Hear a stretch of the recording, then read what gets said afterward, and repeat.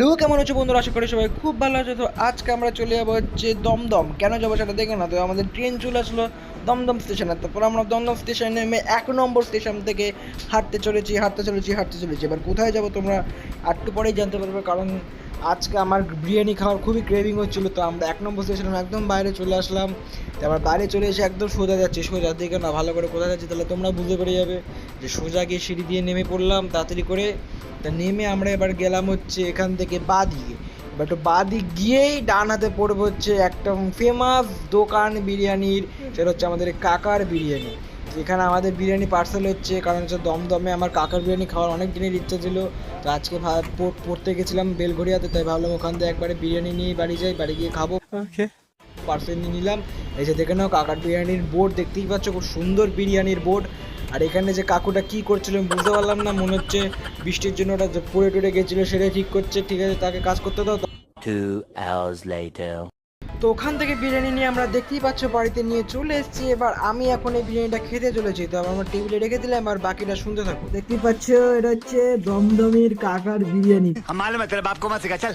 প্রথমবার নিয়ে আসলাম, এটা হচ্ছে আলু, এই যে এটা হচ্ছে আলুর পিস, এই যে এটা হচ্ছে চিকেন।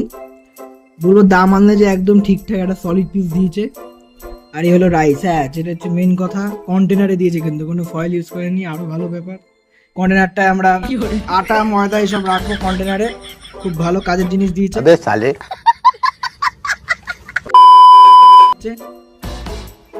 এখন টেস্ট করার পালা, দেখি খেয়ে দেখি কেমন লাগে। সে একটু আলুটা একটু শক্ত আছে, একটু রাইস, চিকেনটা মোটামুটি ঠিক আছে। মাখাই রাইস দিতে বলি, কারণ একটু ভালো লাগে মাখামাখি। ফার্স্ট বাইট,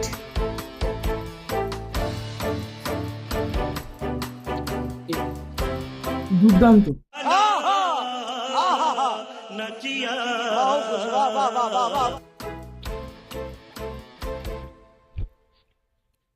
দারুণ, কথা বলো, সত্যি ভালো। মানে আমাদের এখানে চিকেন বিরিয়ানি দাম স্টার্ট 100 টাকা, যেখানে 70 টাকা, সত্যি খুব ভালো, দারুণ লাগলো। কাকা তোমাকে থামস আপ। দুর্ভাগ্যবশত কাকার সাথে দেখা হয়নি, কিন্তু কোনো চাপ নেই, আবার একদিন যাবো। যা বিরিয়ানি খেলাম একদিন খেতেই হবে। তো চলো একবার দেখে নাও, এটা হচ্ছে বিরিয়ানি।